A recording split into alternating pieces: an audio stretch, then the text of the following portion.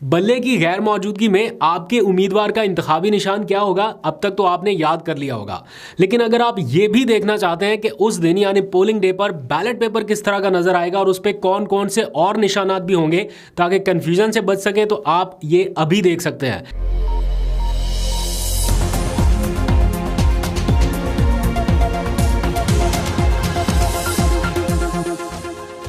बिस्मिल्लाहिर्रहमानिर्रहीम, अस्सलाम वालेकुम। पाकिस्तान और दुनिया भर में देखने और सुनने वालों को अब्दुल कादिर का सलाम। तो जनाब, अब इंतखाबात में सिर्फ 9 दिन का काउंटडाउन बाकी रह गया। ऐसे में सियासी पारा हाई है और बाकी जमातें थोड़ी ठंडी हैं, लेकिन पीटीआई की चढ़ाई है। तो कल की मुल्क की रैलियों के बाद अभी तक आफ्टर शॉक्स का सिलसिला जारी है। कौमी मीडिया आपको दिखाए ना दिखाए, नेशनल मीडिया इसे रिपोर्ट करे ना करे, लेकिन आलमी मीडिया एक बार फिर इसे रिपोर्ट कर रहा है, अपनी हेडलाइंस बना रहा है। ग्राउंड पर सिर्फ पीटीआई दिखाई दे रही है और बाकी जमातें जो हैं वो इश्तिहारों का सहारा ले रही हैं। आज के अगर आपने अखबारात देखे हो तो खबरें गायब हैं, सिर्फ इश्तिहारात ही हैं उन सियासी जमातों के। वो भी कुछ ही देर में आपको दिखाता हूँ। लेकिन ओवरऑल अगर कल से अब तक की बात करूँ तो कोई सैकड़ों के करीब कारकुनान गिरफ्तार हुए, पीटीआई के दर्जनों नए मुकदमा दर्ज हो चुके। लेकिन इसके बावजूद ऐसा लग रहा है कि लोग आखिरी 9 दिन का जो काउंटडाउन है या 9 दिन का खेल है, इसके मुकाबले के लिए पूरी तरह तैयार है। कल से अब तक कोई दर्जनों क्लिपिंग्स वायरल हुई हैं जो मैंने देखी हैं और बहुत ही ज़बरदस्त उसमें मनाज़र नज़र आ रहे हैं। लेकिन जो क्लिपिंग देखने का मज़ा है वो मियाँ वाली के 2 नौजवानों का जो मोटरसाइकिल पर मुकाबला कर रहे हैं, पीछे पुलिस है। मतलब क्या वो ज़बरदस्त, ऐसा लग रहा है कि फास्ट एंड फ्यूरियस नहीं, फ्लैग एंड फ्यूरियस कोई सीन चल रहा है कि वो झंडे के पीछे पुलिस है और वो इतना वायरल हुआ है, उसको जितनी बार देखो उतना ही ज़बरदस्त लगता है वो क्लिप। तो इसमें किसी की कोई तज़हीक नहीं है, लेकिन स्टिल जिस तरह से चेज़ किया जा रहा है झंडे के पीछे, तो वो बहुत ही अमेजिंग क्लिप लगा अभी तक का। वो मुझे याद आ गया, उस क्लिप को देख के एक नौजवान को खैबर पख्तूनख्वा में पुलिस वालों ने गिरफ्तार किया तो वो गाड़ी की छत में से निकल के हाथ में तस्बीह पकड़ी थी, वो जैसे भागा वो भी बड़ा ज़बरदस्त था। खैर, इस सारे मामले में जो कुछ भी हो रहा है, ये मुकाबला है या जिस तरह से कैंपेन हो रही है, पीटीआई की सोशल मीडिया ने कुछ नई स्ट्रेटजीज लॉन्च कर दी हैं और कुछ 1-2 दिनों में होने वाली हैं। आखिरी दिनों का इंतज़ार किए बगैर आज से आप अपना इंतखाबी निशान याद करना शुरू कर दें। अगर आप ये सोच रहे हैं कि शायद आखिरी दिन में या इलेक्शन से पहले या पोलिंग डे जाते हुए आप कहीं सर्च कर लेंगे इंतखाबी निशान कौन सा है, तो आपको मुश्किल पेश आ सकती है मुमकिन इंटरनेट की बंदिश की वजह से। उसके लिए बहुत सारे ऑप्शंस हैं, ऑफलाइन एप्लीकेशन भी है, काफ़ी कुछ हो रहा है। लेकिन स्टिल अगर आप पहले से रजिस्टर कर लें तो वो ज़्यादा बेहतर है। इसी के साथ साथ एक और लेटेस्ट डेवलपमेंट या आपकी सहूलत के लिए एक कुछ नई दिलचस्प इनोवेशन की गई है पीटीआई की सोशल मीडिया की टीम की तरफ से।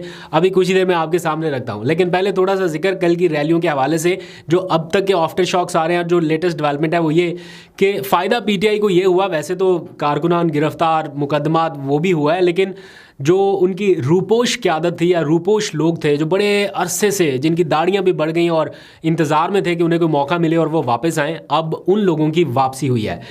डेरा गाजी खान में हमने देखा जरताज गुल आज अपने लोगों के दरमियान वापस आ गई और उन्होंने जिस तरह से पाक फ़ौज के हक़ में नारेबाजी की, इमरान खान के हक़ में नारेबाजी की, वो मनाज़र बड़े ज़बरदस्त हैं। और मेरा ख़्याल है वक्त की ज़रूरत भी ये है कि आप क्लैश को मज़ीद बढ़ाने की बजाय या रिफ्ट को मज़ीद बढ़ाने की बजाय इसी किस्म की बात करें, यही सुलझा हुआ पैगाम दें जो उन्होंने दिया है।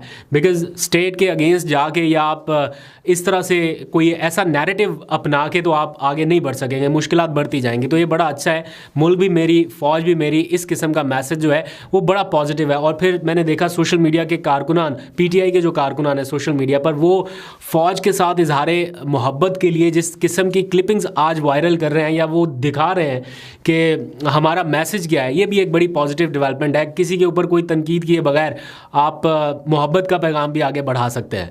एनीवेज़, फिर लाहौर से मैंने देखा शेख इम्तियाज़ साहब, वो मैं उनको कुछ ज़्यादा जानता नहीं हूँ, लेकिन उनकी बड़ी हुई दाढ़ी देख के, बड़े हुए बाल देख के, तो मैंने उनकी पुरानी तस्वीर देखी तो मुझे अंदाज़ा हुआ कि इस शख्स ने पिछले कुछ महीने किस अजियत में गुजारे होंगे। वो भी बाहर निकले। फिर लाहौर से यासिर गिलानी, मैं उनको एक आध बार ही मिला हूँ, ज़्यादा नहीं मिला, मेरी उनसे कोई मुलाकातें नहीं है, लेकिन यासिर गिलानी ने और उनके ख़ानदान ने भी बड़ी मुश्किलात बर्दाश्त की। और मुझे ज़ाती तौर पर यह इल्म है कि यासिर गिलानी के वालिद साहब फ़ौत हो गए और वो उनके जनाजे में किस मुश्किलात का सामना करते हुए पहुंचे और उनको पता नहीं गालबन देख भी सके या नहीं देख सके, क्या हुआ उनके साथ वो माजरा खैर एक डिफरेंट, लेकिन लोगों ने इस किस्म की कुर्बानियां दी और अब यासिर गिलानी भी मंजरे आम पे आए। उनके घर में कितने छापे हुए, कितने बार उनकी फैमिली को हरासा किया गया पुलिस की तरफ से, वो अगर मैं आपको एक एक बताने लगूँ वाक़या तो बहुत लंबा हो जाएगा व्लॉग। बहरहाल इस किस्म के लोग हैं जो अब मंजरे आम पर आए हैं। फिर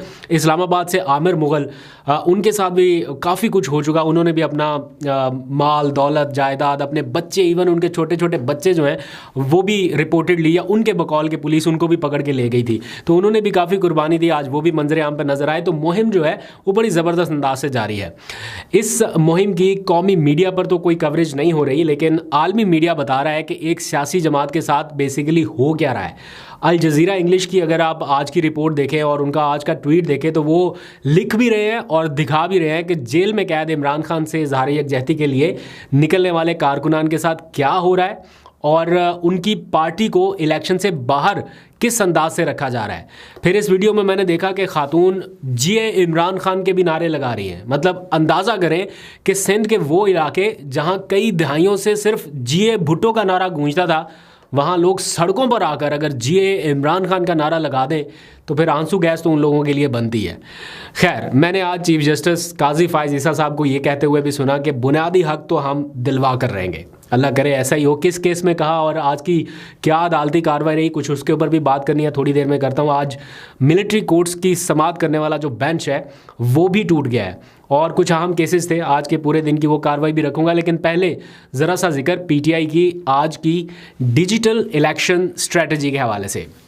उन्होंने एक वेबसाइट लॉन्च की, उसका बैकअप लॉन्च किया, फिर एक तीसरी वेबसाइट लॉन्च की, लेकिन कुछ वेबसाइट्स बंद होने के बाद उन्होंने एक ऑफलाइन एप्लीकेशन भी आपके लिए मुतारिफ़ कराई, मैंने उसका भी जिक्र कर दिया था। अब इस ऑफलाइन एप्लीकेशन के बाद पीटीआई के वॉलंटियर्स ने एक और दिलचस्प काम किया है। azadvote.com के नाम से एक वेबसाइट जो है वो इस अंदाज से बिल्ड की गई है जिसमें आप इंतखाबी निशान के साथ साथ आप अपना पूरा बैलेट पेपर भी देख सकते हैं कि उस दिन जब आप इलेक्शन के लिए वोट डालने पोलिंग स्टेशन जाएंगे तो बैलेट पेपर किस तरह का नज़र आएगा, उस पर आपका जो या पीटीआई का जो उम्मीदवार है उसका निशान कौन सा होगा और साथ और उम्मीदवार के नाम और निशान कौन से होंगे। तो आपको बड़ा आसान होगा ये जज कर पाना कि आपने किसको वोट डालना है। तो ये आपकी सहूलत के लिए एक वेबसाइट जो है वो ना सिर्फ डिज़ाइन की गई है बल्कि तैयार हो चुकी है। उसमें पहले तो था ना कि सिर्फ नाम और निशान आता था, अब नाम भी आएगा, निशान भी आएगा, पूरा बैलेट पेपर भी आएगा, नक्शा भी आएगा, व्हाट्सएप ग्रुप भी आएगा, बहुत सारी डिटेल आपको एक ही जगह पे मिल जाएगी। लेकिन मैं यहाँ पर ये क्लियर कर दूं कि अभी ये ऑफिशियली लॉन्च नहीं हुई, ये सिर्फ ऑफिशियली सपोर्ट की जा रही है, यानी ऑफिशियल जो लोग हैं वो इस वेबसाइट को सपोर्ट कर रहे हैं और इसकी तैयारी में अपना पूरा मदद जो है वो भी फ्राहम कर रहे हैं और अपना नाम निशान और जो कुछ बैकअप सपोर्ट है वो दे रहे हैं। तो इसमें कुछ टेक्निकल फ्लॉज ज़रूर हैं, अभी बाकी हैं, लेकिन ये एक आध दिन में जैसे ही फाइनलाइज होगी तो इसकी भरपूर मार्केटिंग जो है वो कर दी जाएगी और इसके ऊपर जो ऑफिशियल लोग हैं पीटीआई सोशल मीडिया टीम के वो ऑन बोर्ड हैं, उनके इल्म में है। और मैंने खुद ये ऑब्ज़र्व किया कि जो ऑफिशियल लोग हैं वो चाहते हैं कि जितनी जल्दी ये वेबसाइट मुकम्मल हो जाए उतनी जल्दी इसकी मार्केटिंग जो है वो शुरू कर दी जाए, क्योंकि अब दिन कम रह गए हैं। तो इसलिए आपके लिए बड़ी सहूलत हो जाएगी, नक्शा वगैरह भी, व्हाट्सएप ग्रुप भी, सब कुछ आपको इसी में मिल जाएगा। फिर पीटीआई ने आज एक और काम किया इलेक्शन स्ट्रेटजी के लिए कि इमरान खान की उनकी गिरफ्तारी से पहले हाल ही में की गई जितनी तकारीर थी उनको आज फिर से नशर करने का काम शुरू कर दिया गया। यानी जब तक इलेक्शन रहेगा 8 फरवरी तक उनकी ये पुरानी तकारीर जो है, जो बहुत पुरानी नहीं, हाल ही में जो जलसे उन्होंने शुरू किए थे उसमें उनकी जो तकारीर हैं उसे नशर करने का ऐलान किया गया है और गालबन नशर करना शुरू कर दी गई हैं। ये सिलसिला भी जब तक इलेक्शन ख़त्म नहीं होते जारी रहेगा। फिर आम इंतखाबात 2024 के लिए पाकिस्तान तहरीक इंसाफ का जो मंशूर है उसके जो की पॉइंट्स हैं उनको भी ऑनलाइन और अपनी वेबसाइट्स और ऑफिशियल पेजेस के ऊपर जारी कर दिया गया है। अगर आप देखना चाहें तो देख सकते हैं। बाकी जमातों के मंशूर भी आ रहे हैं, नून लीग का मंशूर आपने देखा, ना शहबाज ना मरियम, बस पाकिस्तान को नवाज दो और कुछ नहीं चाहिए, बस पाकिस्तान को नवाज चाहिए, ये उनका मंशूर है। फिर वो उनके मंशूर में जो मेन पॉइंट है वो ये कि नवाज शरीफ की 2017 से पहले की जो कीमतें थी वो बताते हैं कि 2017 से पहले ये कीमतें थी। भाई के जो 16 महीने की हुकूमत है उसको वो कंसीडर नहीं कर रहे, उसको उन्होंने निकाल दिया अपने मंशूर से, क्योंकि वो कारकर्दगी जो है वो दिखाने के और बताने के शायद काबिल नहीं है। तहरीक इंसाफ का जो मंशूर है वो वज़ीर आज़म का बराह रास्त इंतखाब एक ऐसी इस्लाहात की तरफ निशानदेही करता है जो इस मुल्क के असल मसाइल की वजह है, ताकि बिल्कुल बराह रास्त कर दी जाए लोगों के कंट्रोल से। ये जो बिकने वाले लोग हैं, लोटे हैं, ज़मीर फ़रोश हैं, इनके इक़्तिदार से, इनके इख्तियार से ये चीज़ निकाल दी जाए। बराह रास्त आपके वोटों से वज़ीर आज़म मुंतखब हो, ये मंशूर है PTI का। फिर कौमी असम्बली की मुद्दत 4 साल, ये मैं कल के व्लॉग में बता चुका हूँ। सेनेट की मुद्दत 6 साल से कम करके 5 साल, और जो सेनेट के अरकान हैं उनका भी बराह रास्त इंतखाब, ताकि हॉर्स ट्रेडिंग ना हो सके। इन इस्लाहात को कोई और दूसरी जमात क्यों सपोर्ट नहीं करती? मेरा एक क्वेश्चन है आम पाकिस्तानी के तौर पे कि ये बराह रास्त सिर्फ PTI को तो बेनिफिट नहीं कर रही ना, ये तो हर उस शख्स को बेनिफिट करेगी जो सिस्टम में शफाफियत पर यकीन रखता है। तो क्या सिर्फ PTI ही ऐसी वाहिद जमात है जिसने ठेका ले रखा है कि शफाफ अंदाज से उन्होंने इलेक्शन में जाना है या शफाफियत बढ़ानी आगे? क्यों शो ऑफ हैंड के ज़रिए नहीं होता? क्यों ये ज़मीरों की मंडियाँ लगती हैं? क्यों इसका तदारुक नहीं अब तक हो सका? या क्यों किसी सुप्रीम कोर्ट ने या किसी हाई कोर्ट ने इसके ऊपर अभी तक ऑब्जर्वेशन देके पाबंदी नहीं लगा दी कि जनाब खुफिया राय शुमारी नहीं होगी? क्योंकि खुफिया राय शुमारी से मंडियां लगती हैं और अवाम के वोटों का सौदा बीच चुराए होता है। ये फैक्ट है, हम इसको देख चुके हैं, पूरी कौम ने इसको देखा। खैर, ये सिलसिला भी है। फिर बिलावल साहब का मंशूर भी लॉन्च हुआ और वो ज़्यादातर अखबारों में छपा हुआ है, मैंने देखा है। आज अखबारें जो है वो भरी हुई थी उनके मंशूर से, तो आप वो भी देख सकते हैं। फिर आ जाएं ज़रा सुप्रीम कोर्ट ऑफ पाकिस्तान की तरफ। आज वहाँ से भी कुछ खबरें हैं। सिविलियंस का जो फ़ौजी ट्रायल हो रहा था, उसके ख़िलाफ़ इंट्रा कोर्ट अपीलों पर समाअत करने वाला जो बेंच है, 3 रुकनी बेंच, वो टूट गया है। जस्टिस सरदार तारिक ने बेंच से अलहदगी इख्तियार कर ली है। रिपोर्टेडली उनके ऊपर जस्टिस जवाद एस ख्वाजा, जो इसमें दरख्वास्त गुजार हैं सिविलियन के ट्रायल के हवाले से जो दरख्वास्त है उसमें, उन्होंने एतराज़ आयद किया था। और वैसे भी जिस दिन से इन्होंने ज़मानत दी है इमरान खान साहब को, उसके बाद से वो मुझे किसी हाई प्रोफाइल केस में अभी तक नज़र नहीं आया। खैर, देखते हैं क्या होता है। फिर 9 और 10 मई के वाक़यात में जो गिरफ्तार लोग हैं जिनका ट्रायल अभी तक जारी है मिलिट्री कोर्ट्स में, वो ट्रायल रुका नहीं है, वो जारी रहेगा, क्योंकि 3 रुकनी जजेस की जो कमेटी है वो अब बैठेगी, दोबारा से डिसाइड करेगी कि लार्जर बेंच जो है वो तश्कील दिया जाए या इसमें कौन कौन लोग शामिल होंगे। दूसरा अहम मामला FIA की जानिब से हाल ही में सहाफ़ियों को भिजवाए गए नोटिस थे जिनको हरासा किया जाना एक तरह से करार दिया गया था। तो आज चीफ जस्टिस के सामने सहाफ़ी पहुंचे, उन्होंने केस भी लगाया। तो मैं डिटेल में नहीं जाता, उसका लुब्बे लुबाब जो है वो आपके सामने रख देता हूँ।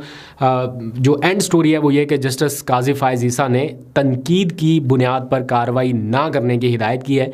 उन्होंने कहा है कि गालम गलोच और तज़हीक का मामला बिल्कुल अलग रखें, और जिन्होंने खाली तनकीद की है उनके जो केसेस हैं वो आप बेशक जो उनको नोटिस भेजे गए हैं सहाफ़ियों को, वो आप वापस ले सकते हैं। जस्टिस मोहम्मद अली मज़हर ने यूट्यूब और उनके ऊपर जो गुमराह कुन थंबनेल्स हैं उनका मामला उठाया, एतराज़ किया उसके ऊपर। और ये बड़ी दुरुस्त बात है, लोग ऐसी ऐसी चीज़ें दिखाते हैं, बल्कि सोशल मीडिया पे यूट्यूब के ऊपर ही एक चैनल है, अगर आप उसके थंबनेल देखें तो वो जिस किस्म के एक होता है ना दिलचस्प थंबनेल, या एक होता है कि बस गलत बयानी करना, एक होता है कि बियॉन्ड रेड लाइन जाके और किस किस्म की लाइनें लिख देते हैं, बड़ा हैरान कुन है। और वो देखा भी हमने कि कई बार वो लिख देते हैं कि जनाब किसी को गोली मार दी, किसी को पता नहीं क्या हो गया, धमाके से उड़ा दिया, चीफ जस्टिस ने इमरान खान को रिहा करा के गाड़ी में बिठा लिया, समथिंग लाइक दैट। तो वो बड़ी अजीब व गरीब सी चीज़ें आ जाती हैं, तो उसको हम भी कंडेम करते हैं। ऐसा नहीं होना चाहिए, ना अपने व्यूअर्स के साथ आपको ये बेईमानी करनी चाहिए, ना उनको गुमराह करना चाहिए। इससे थोड़े से व्यूज़ तो मिलते हैं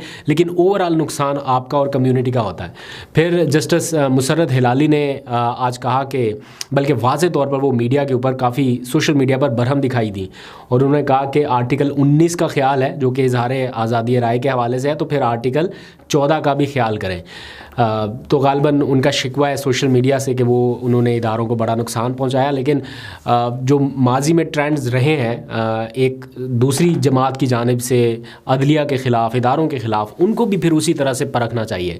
आखिर में एक बुरी खबर काला धन रखने वालों के लिए और बड़ी शानदार खबर ओवरऑल पाकिस्तान के लिए वो ये कि स्टेट बैंक ने तमाम मालियत के नए करेंसी नोट लाने का ऐलान कर दिया है। यानी अगर किसी ने बहुत बड़े पैमाने पर अपने तय खानों में पाकिस्तानी करेंसी छुपा रखी है तो उन्हें हर हाल में वो निकाल के बैंकों तक ले जानी पड़ेगी, अदरवाइज़ नए नोट आने तक वो सब बेकार हो जाएंगे। तो मार्च तक का टाइम दिया गया है, मार्च में पाकिस्तान में नए करेंसी नोट आ जाएंगे। उससे भी शानदार ऐलान ये होना चाहिए कि 5,000 का जो नोट है उसके ऊपर पाबंदी आयद हो जाए, वो बंद हो जाए, वो ख़त्म हो जाए, तो पाकिस्तान से आधी रिश्वत और आधे हमारे जो मुआशी मसाइल हैं वो भी कम हो सकते हैं। अभी तक के लिए इतना ही। अपना बहुत सा ख्याल रखिए। अल्लाह हाफिज़।